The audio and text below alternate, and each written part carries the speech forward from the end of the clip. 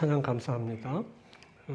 주님의 은혜를 찬양했습니다. 가사처럼 주님의 품 안에서 우리가 영원히 사는 그런 일이 있었으면 좋겠습니다. 자, 이젠 말씀을 또 나누겠습니다. 말씀 봅니다. 마태복음서 2장 12절 말씀입니다.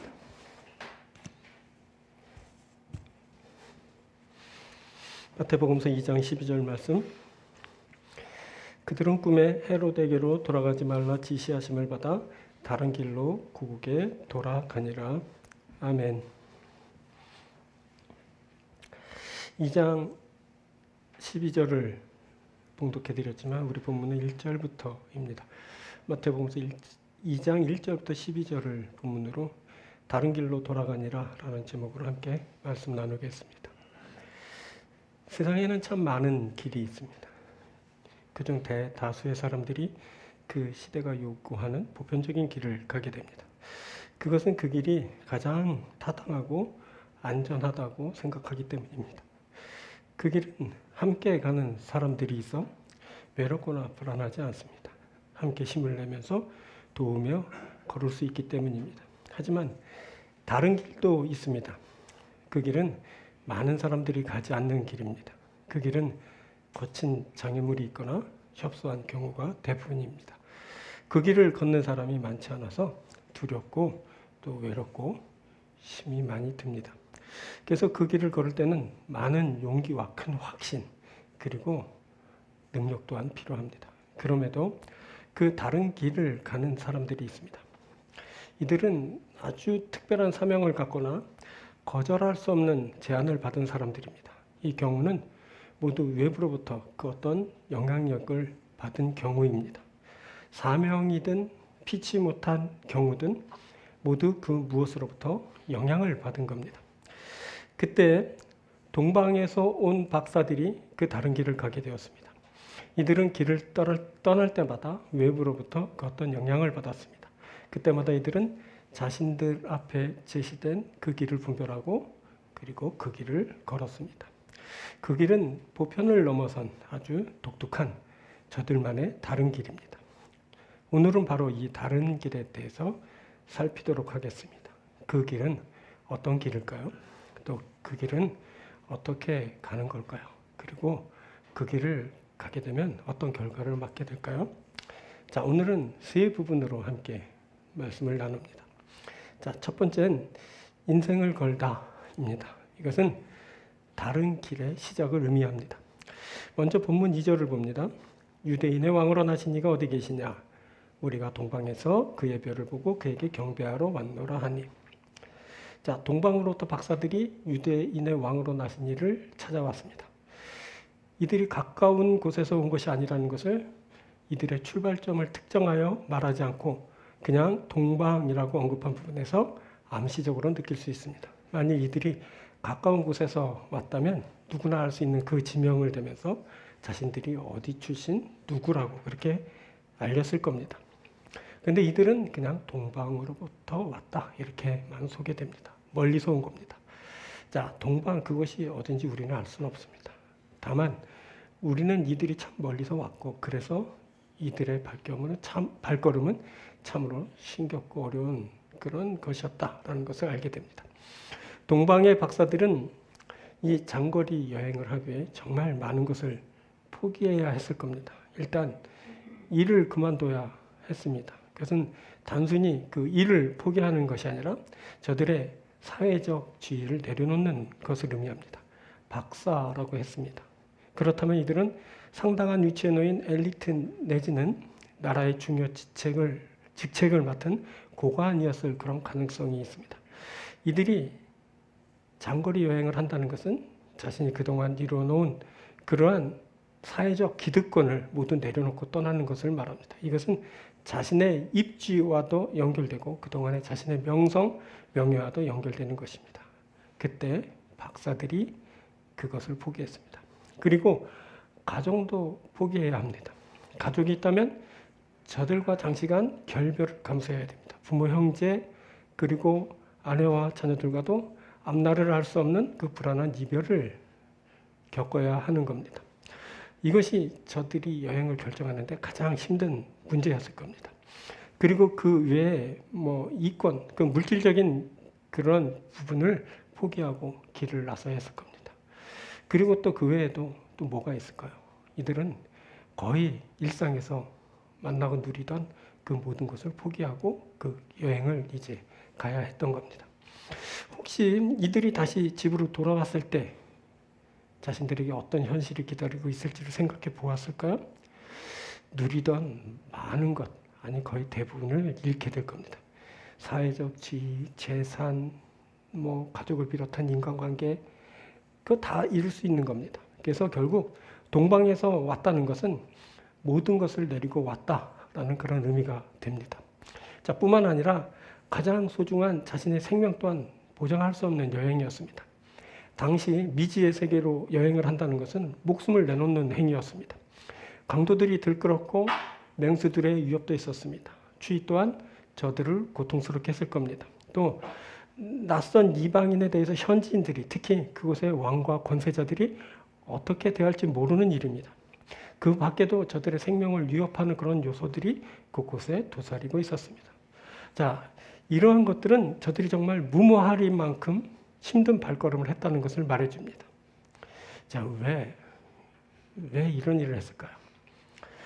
많은 학식을 갖추고 높은 지위와 풍부한 그런 물질을 누리면서 왜 이런 죽을 고생을 한 것일까요? 그렇게 높임을 받고 존경을 받으며 많은 것을 누리고 살면 그게 최고 아닙니까?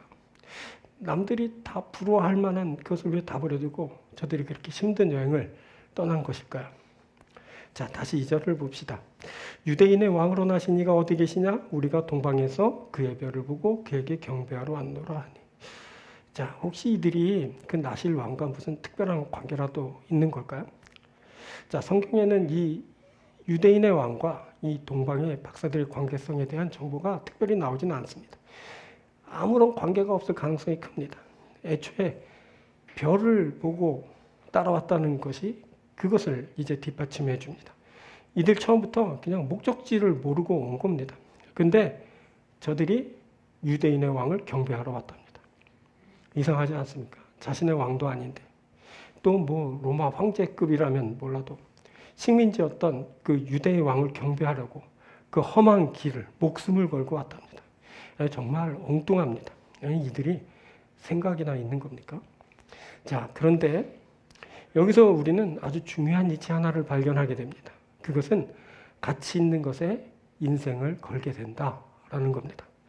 그래서 저들이 그렇게 힘들게 그 목숨까지 걸고 찾아온 겁니다. 그럴 만한 가치가 있었던 겁니다. 자, 그런 겁니다. 가치입니다. 가치인데 거스를 수 없는 가치입니다. 그것은 내 모든 것을 또 내 생명조차 아깝지 않게 내놓을 만큼의 가치입니다. 그래서 저들이 모든 것을 다 내려놓고 생명조차 내놓으면서 그 길을 걸어왔던 겁니다. 그때 동방의 박사들이 그 가치를 만났습니다. 그래서 저들이 자신의 모든 것을 내리고 그 가치를 찾아 나선 겁니다. 모든 것을 포기할 만큼의 그 가치에 사람들이 인생을 걸게 되는 겁니다. 자, 길의 여정이 그렇게 시작됩니다. 그 다른 길이 그렇게 시작되었습니다. 그 길은 인생길이고 인생길은 이렇게 자신의 인생을 걸고 가는 길입니다. 특히 가치 있는 것을 발견한 자들은 자신의 인생을 온전히 거기에 쏟아부으며 그 길을 가게 됩니다. 인생을 걸다. 인생을 걸다. 이것은 자신의 모든 것을 거는 것을 말합니다. 아니, 그 자신 그 자체를 거는 겁니다. 그것이 그만큼 가치 있기 때문입니다. 그런데 동방의 박사들을 보면서 그거 오버하는 거 아니야? 라고 생각할 수도 있습니다. 그거 말이니까 그렇지 그걸 현실에서 어떻게 해? 그렇게 한다면 그거 손해보는 거 아니야? 가치라면서 값어치 계산이나 해본 거야? 그게 인생 낭비지 뭐야. 시간, 물질, 정력 모두 다 낭비하는 거야. 미치지 않고서 어떻게 그렇게 해? 이렇게 말하는 사람들이 있습니다. 그런데 이렇게 말하는 사람들, 그렇게 똑똑해서 손해보지 않고 낭비하지 않고 산다고 하지만 실상을 들여다보면 저들이 얼마나 손해보고 낭비하고 사는지 모릅니다. 그것은 똑똑한 우리가 살아온 삶을 돌이켜보면 금방 알 수 있습니다. 그렇게 수고하고 애쓰며 살았는데도 불구하고 이룬 것이 별로 없는 그냥 허비한 인생을 살아왔습니다. 그렇게 물샐 틈 없이 경계하고 단속했는데 다 빠져나갔습니다. 그렇게 아끼고 또 아꼈는데 손해진 것이라고는 하나도 없습니다. 이것은 물질적인 것을 포함해서 인생 전반에 걸쳐 일어난 현상입니다. 그래서 인생을 거의 다 살고 난 말년에 참 바보처럼 살았다고 자평을 하면서 괴로워하기도 합니다. 이럴 거면 그때 기회 있을 때 그때 내 인생을 걸었어야 했는데 하고 후회하게 됩니다.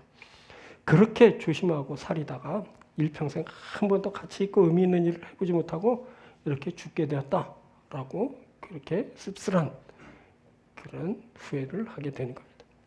자, 그것은 그 소중한 일에 인생을 걸지 않았기 때문에 그렇습니다. 그래서 가치 있는 성과, 그 가치 있는 그 결과, 의미 있는 결과, 뭐 이런 것들이 발생하지 않은 겁니다. 인생을 건 그곳에서 그에 걸맞는 결과가 있게 됩니다. 인생을 걸 만큼 소중한 일에 그것을 걸 때 그곳에 가치가 발생하는 겁니다. 이것을 우리들이 지금이라도 알아차려야 됩니다. 자, 오늘 본문이 속한 마태복음서의 4장을 봅니다. 4장 18절부터 봅니다. 갈릴리 해변에 다니시다가 두 형제 곧 베드로라는 시몬과 그의 형제 안드레가 바다에 금을 던지는 것을 보시니 그들은 어부라 말씀하시되 나를 따라오라 내가 너희를 사람을 낚는 어부가 되게 하리라 하시니 그들이 곧 그물을 버려두고 예수를 따르니라. 이때 베드로와 그 형제 안드레가 예수의 부름을 받고 그물을 버려두고 그를 따랐습니다. 자, 이어봅니다. 21절부터입니다. 거기서 더 가시다가 다른 두 형제 곧 세베대의 아들 야고보와 그 형제 요한이 그의 아버지 세베대와 함께 배에서 금을 깁는 것을 보시고 부르시니 그들이 곧 배와 아버지를 버려두고 예수를 따르니라.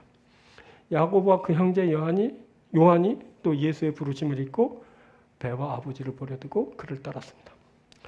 이 네 명 베드로와 안드레, 야고보와 요한 이들은 자신의 모든 것을 버려두고 예수를 따르면서 그의 제자가 되었습니다. 자, 이것이 다소 불편하게 들릴 수 있습니다. 하지만 이것이 그리스도인의 실존입니다. 그리스도인은 버리고 따르는 자들입니다. 그리고 이것은 참된 가치를 발견한 자의 실존이기도 합니다. 참된 가치를 발견한 자는 그것을 위해 버리고 따르게 됩니다. 자, 이렇게 진정한 가치를 발견한 자는 그 가치를 위해 모든 것을 감수하게 됩니다. 자, 또 마태복음서입니다. 13장 44절. 천국은 마치 밭에 감춘 보화와 같으니 사람이 이를 발견한 후 숨겨두고 기뻐하며 돌아가서 자기의 소유를 다 팔아 그 밭을 사느니라.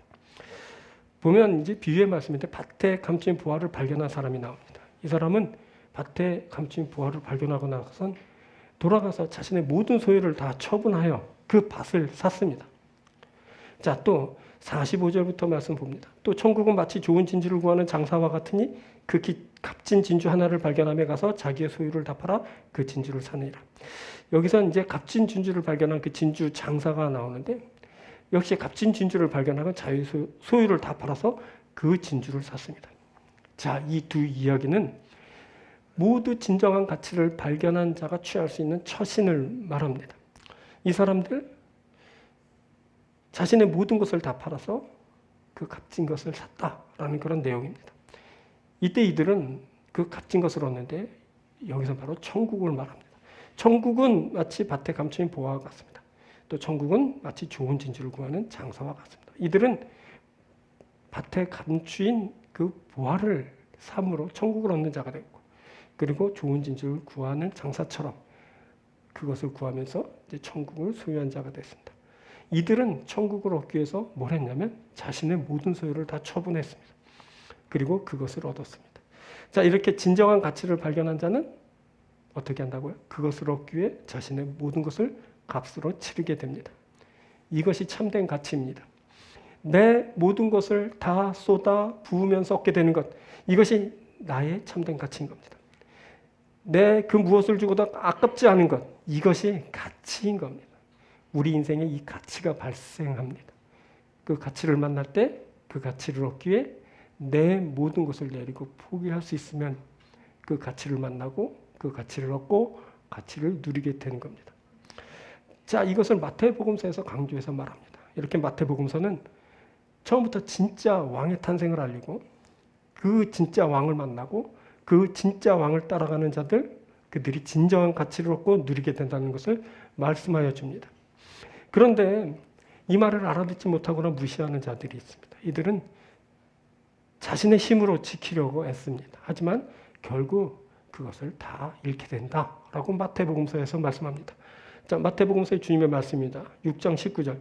너희를 위하여 보물을 땅에 쌓아두지 말라. 거기는 종과 동록이 해하며 도둑이 구멍을 뚫고 도둑질을 하느니라. 이 사람 다 가지려다 다 잃게 됩니다. 자, 인생을 거는 일이 필요합니다. 진정한 가치의 인생을 거는 겁니다. 그러면 그에 따른 가치를 만나게 됩니다. 자, 그때 동방의 박사들이 인생을 걸었습니다. 이들은 자신들이 발견한 그 참된 가치를 따라 길을 떠났고 그것을 만나서 경배하면서 그 뜻을 이루었습니다. 저들은 참된 가치를 이룬 사람들입니다. 자, 우리는 참된 가치를 따라 인생길 가는 사람들입니다. 우리는 참된 왕이신 예수 그리스도를 따라갑니다. 우리가 참된 가치를 얻게 될 겁니다. 우리가 이 일을 위해서 인생을 걸었습니다. 우리의 인생길이 그렇게 시작되었고 지금 진행되고 있습니다. 우리가 진짜 왕, 그분을 만나서 우리가 진짜가 될 겁니다. 우리가 참된 가치를 만나고 그리고 그 가치에 온전히 우리 삶을 쏟아부으면서 그 참된 가치를 얻는 그런 사람들이 될 겁니다.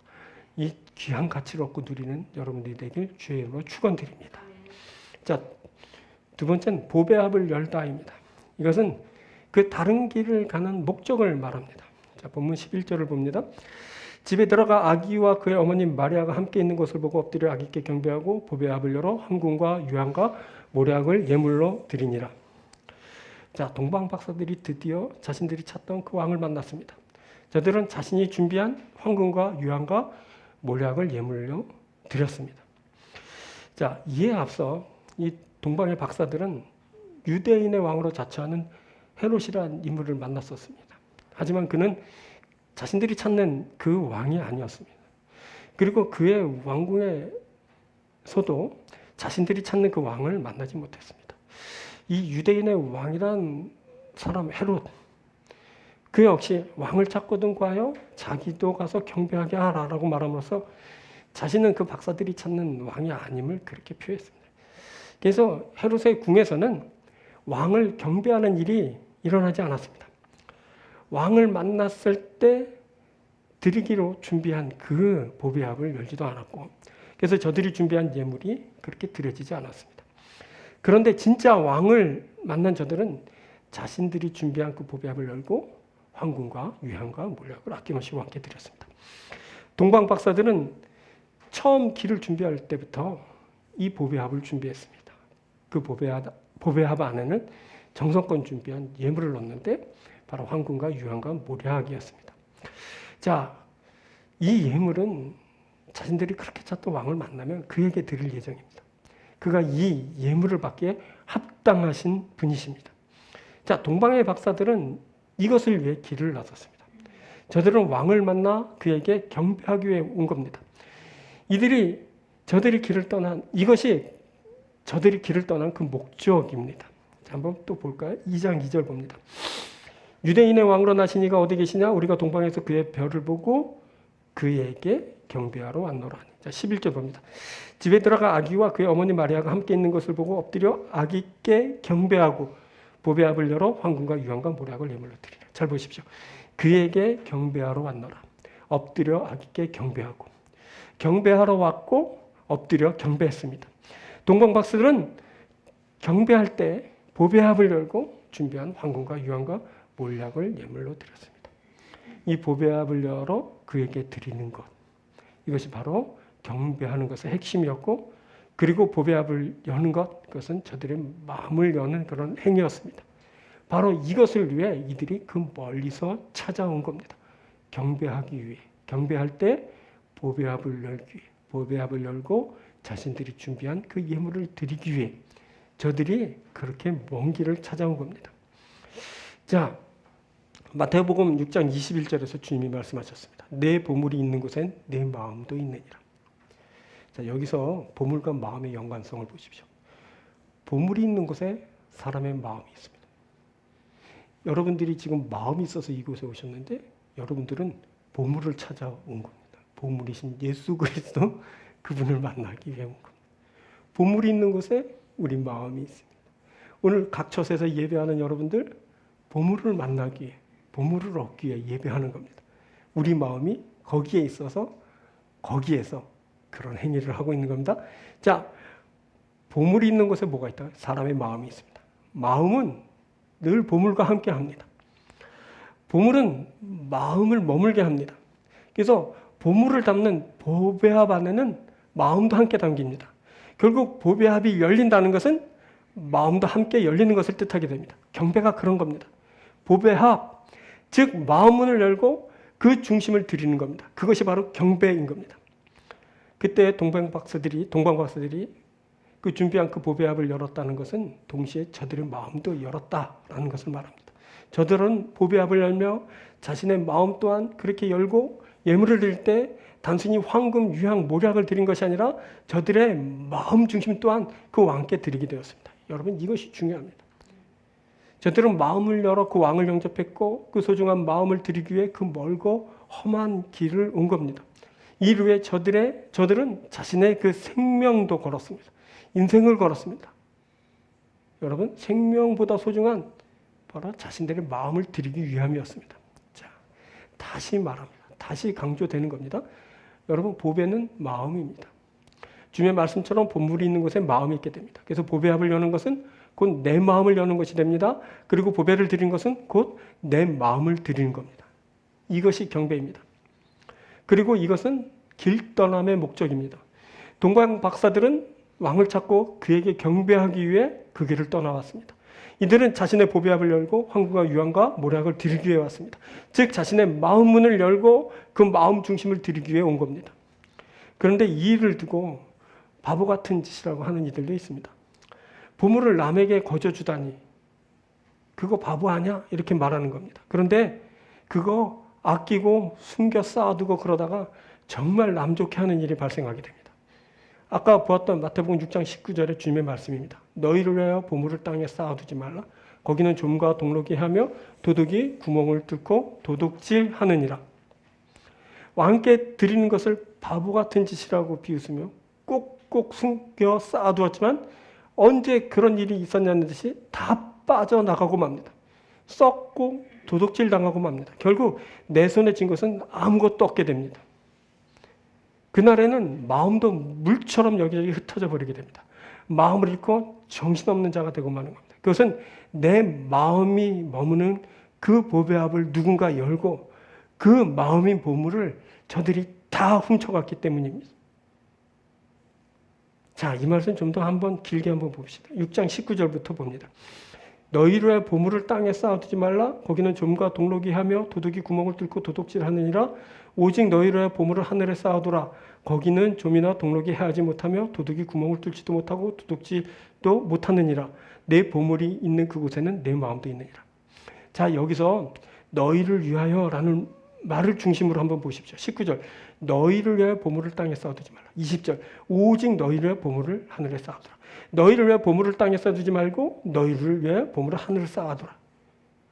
이것은 너희를 위한 일이야 이렇게 말합니다. 그리고 21절 보십시오. 내 보물이 있는 그곳에는 내 마음도 있느니라. 자신을 위하여 보물을 땅에 쌓아두지 말고 하늘에 쌓으라고 하시면서 보물이 있는 곳에 내 마음도 있다 하셨습니다. 자, 보물을 하늘에 쌓아야 합니다. 그것은 우리 마음을 하늘에 두는 것을 말합니다. 내 보물, 즉 내 마음을 하늘에 두는 것입니다. 주께서는 이것을 말씀하여 주셨습니다. 만약 땅에 쌓아두면 다 없어지고 소멸된 그 보물들인데 그것을 하늘에 쌓아두면 너를 위하는 그 일이 되는 거야. 이렇게 말씀하여 주신 겁니다. 근데 잘 모르는 자들은 이 일을 할 수 없습니다. 제가 본문에 그냥 박사급 정도 돼야 겨우 깨닫고 그렇게 이제 보물을 찾아 나서게 되는 겁니다. 자, 여러분들은 어떻습니까? 좀 아시겠습니까? 저도 잘 모르겠습니다만 그래서 현실로 이게 잘 되지 않는 것 같습니다만 잘 생각해 보십시오. 내 보물을 어디에다 두어야 할지. 마침내 다 흩어지고 없어지고 누군가 훔쳐갈 그 보물, 그것을 하늘에다 두는 겁니다. 이것이 바로 나를 위한 그 일이 되는 겁니다. 자, 일을 누가 할 수 있냐면 무엇이 소중한 일이고 어떤 일이 가치 있는 일인지를 아는 사람이 하는 겁니다. 무슨 일이 내게 유익이 되는 것을 깨달은 자들이 이 일을 할 수 있습니다. 이들은 왕을 경배하기 위해 보배합을 열게 됩니다. 그때 저들은 황금, 유황, 모략 같은 물질로 감히 얻을 수 없는, 그러니까 하늘을 얻는 자들이 되는 겁니다. 자, 마태복음서는 이것을 말씀합니다. 좀 전에 보았던 말씀 또 봅니다. 자, 13장 44절. 천국은 마치 밭에 감추인 보화와 같으니 사람이 이를 발견한 후 숨겨두고 기뻐하며 돌아가서 자기의 소유를 다 팔아 그 밭을 삽니다. 보면 밭에 감추인 보화를 발견한 사람이 자신의 소유를 다 팔아 그 밭을 샀습니다. 자, 45절부터 또 봅니다. 또 천국은 마치 좋은 진주를 구하는 장사와 같으니 극히 값진 진주 하나를 발견하며 가서 자기의 소유를 다 팔아 그 진주를 사니라. 값진 진주를 발견한 사람이 역시 소유를 다 팔아 그 진주를 샀습니다. 이 두 이야기는 모두 그 값진 것을 얻기 위해서 자신의 모든 것을 다 투자했다는 그런 말씀입니다. 이것은 천국을 얻기 위해서 그 천국의 보물을 쌓아두는 것을 말씀하는 겁니다. 자, 보물을 하늘에 쌓는 것, 이것은 오늘 본문의 동방 박사들처럼 자신의 보배합을 열고 왕께 경배하는 겁니다.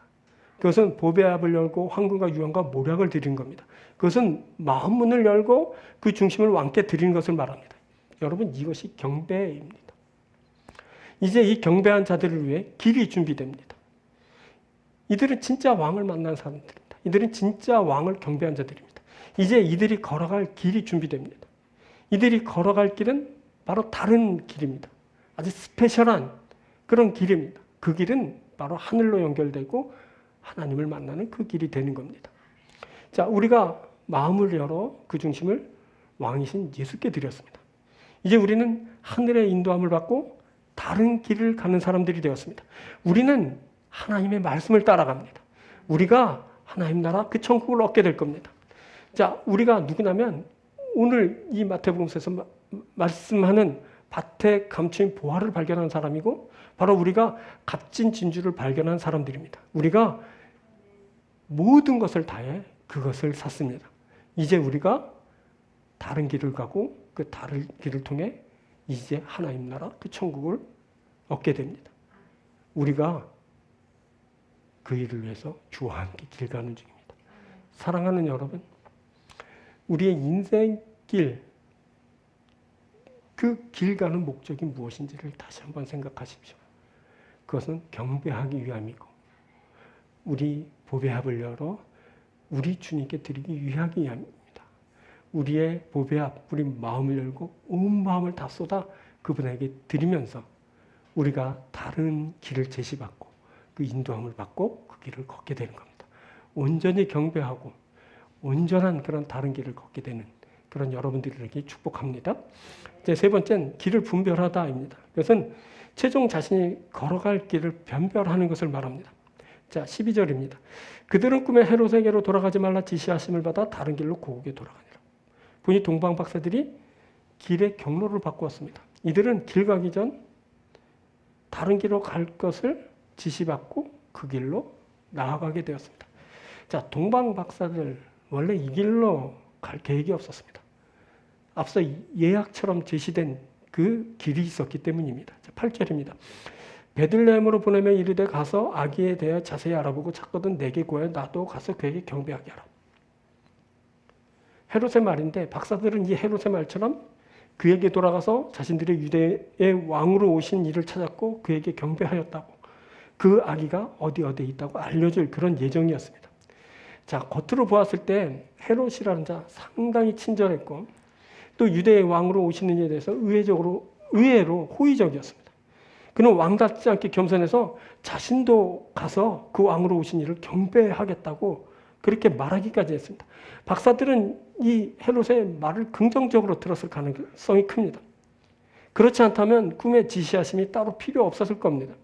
근데 꿈의 지시는 뭐라 그러냐면 헤롯에게로 돌아가지 말라 라고 강한 어조로 경고하면서 다른 길을 이제 제시하고 있습니다. 이것은 만일 꿈의 지시가 없었다면 틀림없이 박사들이 헤롯에게서 돌아갈 것이다 라는 것을 이제 알려주는 그런 제목입니다. 그랬습니다. 그때 동방 박사에게 이제 두 갈래의 길이 이제 생성되게 되었습니다. 첫 번째 길은 현재 유대왕 헤롯이 제안한 그 길입니다. 두 번째는 꿈에 제시된 그런 길입니다. 자, 첫 번째 길을 제안한 자는 지금 세상의 왕입니다. 현존하는 대세입니다. 헤롯은 현재 권력을 틀어지고 행사하는 실세입니다. 그럼에도 그는 유대 왕의 오심에 대해 관심이 있어하고 막 경배까지 약속했습니다. 이 헤롯의 말을 들으면 좋은 일이 일어날 것 같은 그런 느낌이 듭니다. 새롭게 탄생한 왕이 왕답게 대우받고 그가 생명을 보장받고 올바르게 성장하는 일에 크게 도움이 될 것 같습니다. 그것은 동방의 박사들이 바라던 그 바이기도 했습니다. 이들이 헤롯의 말에 크게 감명받았을 겁니다. 저런 대인배가 있다니. 그래서 그 왕이지. 정말 아무나 왕이 되는 것이 아니래도 뭐 이렇게 생각했을 겁니다. 그런데 실상은 그렇지 못했습니다. 그가 권력을 얻는데 혈안이 되어 있었고 그 권력을 유지하려고 친척을 죽이고 자기 아내도 죽이고 장모도 죽이고 자식들까지 다 죽여버렸습니다. 만일 동방 박사들이 이 사실을 알았다면 크게 놀랐을 겁니다. 그런데 이 사실을 그 멀리서 온 사람들이 알 리가 없었습니다. 그래서 그들은 겉으로 가면을 쓰면서 애써 미소 지어 보이면서 그 가식적으로 그렇게 거짓을 말하는 그 헤롯에게 그냥 홀딱 넘어가 버리고 만 겁니다. 이제 이들은 별다른 일이 없다면 이제 헤롯에게로 다시 돌아가서 그 아기 예수에 대해서 다 말해줄 판입니다. 그런데 그 일이 그렇게 되지 않았죠. 그 아기가 보통 아기가 아니기 때문입니다. 그가 하나님의 아들이시고 그래서 하늘 아버지의 뜻을 이루기 전에는 세상의 왕의 계략에 그가 그렇게 죽임을 당하게 되지 않을 겁니다. 자, 하늘 아버지는 박사들의 꿈에 헤롯에게로 돌아가지 말 것을 강력 경고하시며 새로운 길을 걸을 것을 지시하셨습니다. 자, 12절에 이렇게 말씀합니다. 그들은 꿈에 헤롯에게로 돌아가지 말라 지시하심을 받아 다른 길로 고개 돌아가니라. 지시하심을 받아. 근데 여기서 지시하다라는 크레티마조라는 단어인데 계시에 의한 하나님의 지시나 가르침을 말할 때 쓰인 단어입니다. 그리고 본문에서는 그 지시가 아주 강한 그 경고성 의미로 이제 사용되고 있습니다. 강력한 경고성 지시가 동방 박사들에게 들려졌는데 이것을 동방 박사들이 어떻게 들었는지 알 수 없습니다. 이게 현실이 아니지 않습니까? 꿈에 말한 겁니다. 당시 뭐 꿈을 그렇게 중요시 했더라도 그것을 따를지는 그 다음 문제인 겁니다. 자, 분명히 갈등이 있었을 겁니다. 어떤 지시를 따를 것인가? 현존하는 실세의 말? 아니면 꿈의 말? 여러분들은 누구의 말을 따르겠습니까? 현존하는 당시 지배력을 갖고 있는 그 왕이 나타나서 이렇게 하라 말하고. 그런데 어느 날 꿈을 꾸니까 절대 그렇게 하지 말라는 그런 말을 들었어요. 어떤 말을 듣겠습니까, 여러분들? 상당한 분별력이 요구되는 시점입니다. 이 분별력에 따라 박사들의 운명이 결정되고 그 아기의 운명이 달라질 겁니다. 그것에 일대 위기감이 크게 감돌게 됩니다. 자, 그때 박사들은 당시 왕인 헤롯의 말을 상당한 그 압박으로 느꼈을 겁니다. 왜냐하면 그가 지금 실세거든요. 그가 무시할 수 없는 왕입니다. 현재 왕의 말을 어떻게 무시하고 어떻게 거역합니까? 자, 현재 왕의 말을 이방인 여행자가 거역한다는 것은 그들이 어떤 결과를 맞을지 모르는 어떤 참담한 일을 겪게 될지 모르는 그러한 일이었던 겁니다.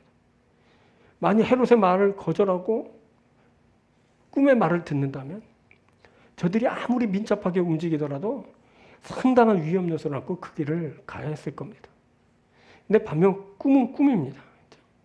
그 말을 어겼다고 누가 의의를 제기하거나 뭐 해를 가할 위험성이 현저히 떨어지는 그냥 꿈속에서 들은 말입니다.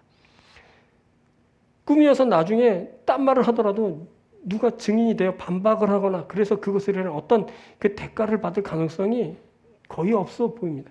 그렇죠?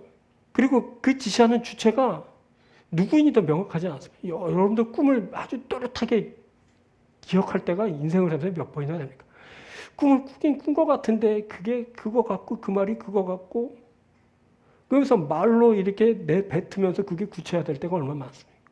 그 꿈을 누가 말했는지 그게 그 옛날 우리 할머니가 나타나 말한 것 같기도 하고 동네 아저씨가 말한 것 같기도 하고 헷갈리지 않습니까? 모르는 겁니다. 근데 그런 헷갈리는 그 상황이 바로 꿈의 말을 들을 때가 아닙니까?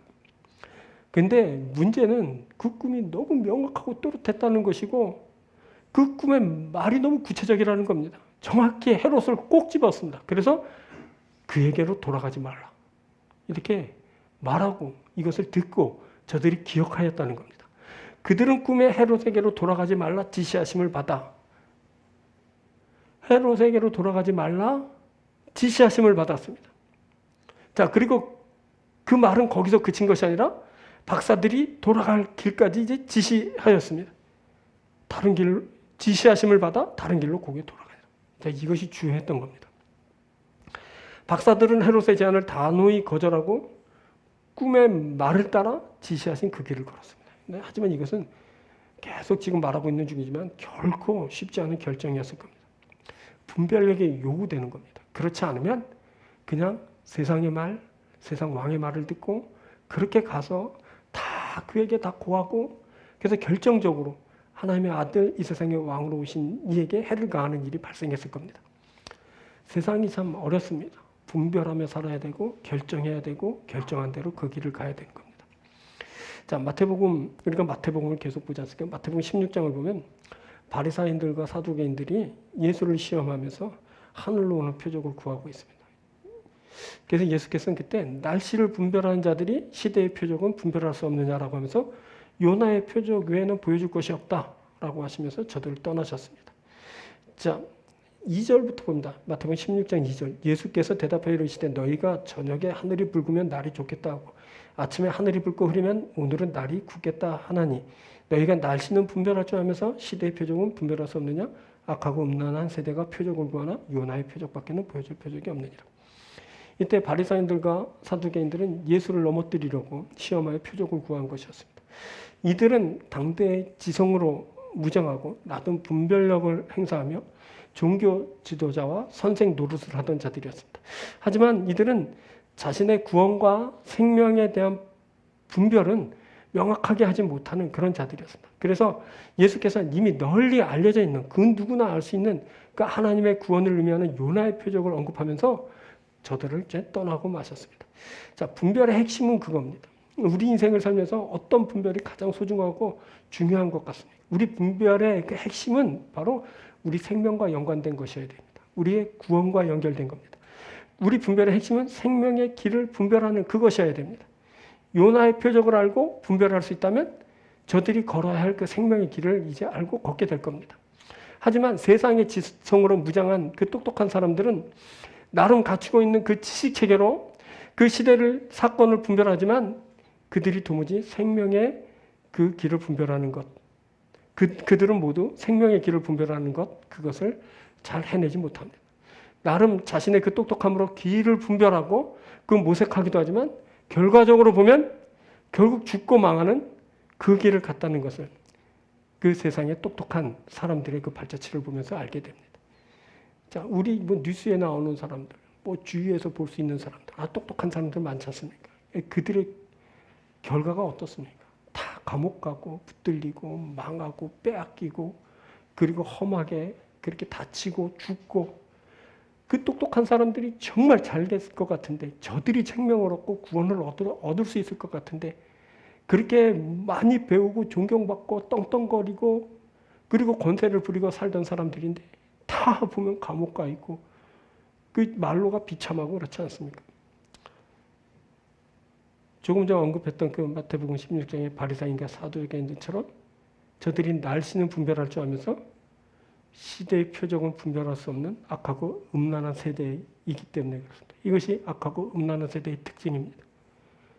저들은 나름 분별하고 자기 앞가름하고 자기가 유익되는 그 길을 걸으며 자기가 생명을 얻고 구원을 받는 그 길을 걸어갈 것 같지만 악하고 음란한 세대들은 겨우 날씨 정도 분별할 수 있습니다. 자신의 생명과 구원과 관련된 것은 전혀 분별할 줄 모릅니다. 그래서 저들이 그렇게 미련하게 큰 소리치고 떵떵거리고 그러다 그렇게 망해가는 겁니다. 똑똑함을 자랑하지만 결국 생명을 얻는 길을 가는 사람들은 많지 않습니다. 저들이 다 그렇게 망했습니다. 저들이 그렇게 생명을 얻지 못합니다. 자, 세상에는 그 시대를 주도하는 이들에 대한 주류가 형성됩니다. 이 큰 흐름을 이끄는 그 주류는 그 시대를 움직이는 대세를 형성하고 사람들이 알게 모르게 그 대세를 따르는 것을 요구받게 됩니다. 만일 그 길을 거절하게 된다면 그에 따른 불이익을 감수해야 됩니다.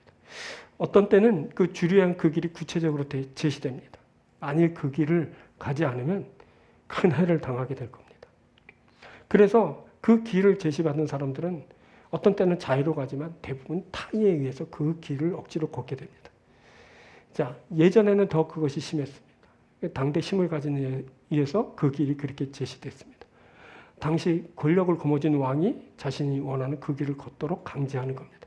그때 박사들이 그런 제시를 받은 겁니다. 이에 헤롯이 가만히 박사들을 불러 별이 나타난 때를 자세히 묻고 베들레헴으로 보면 이르되 가서 아기에 대해 자세히 알아보고 찾거든 내게 구해 나도 가서 그의 경배하게. 얼마나 부드럽고 인자하게 들리는 그 말입니까?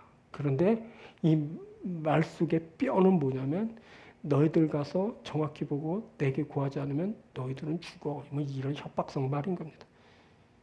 그런데 이 박사들에게 또 다른 소리가 들렸습니다. 그들은 꿈에 헤롯에게로 돌아가지 말라 지시하심을 받아. 그래서 길이 두 갈래로 나뉘어지게 된 겁니다. 하나는 세상의 왕이 제시한 길이고 하나는 그 길을 경고하면서 다른 길로 가라 지시하신 하늘 음성입니다. 그때 동방의 박사들이 기로에 서게 되었습니다. 저들이 어떻게 했을까요? 그들은 꿈에 헤롯에게로 돌아가지 말라 지시하심을 하다 다른 길로 고개 돌아가니라. 저들이 분별하여 걷게 된 길, 그 길은 꿈에 지시하심을 받은 다른 길이었습니다. 정말 의외죠.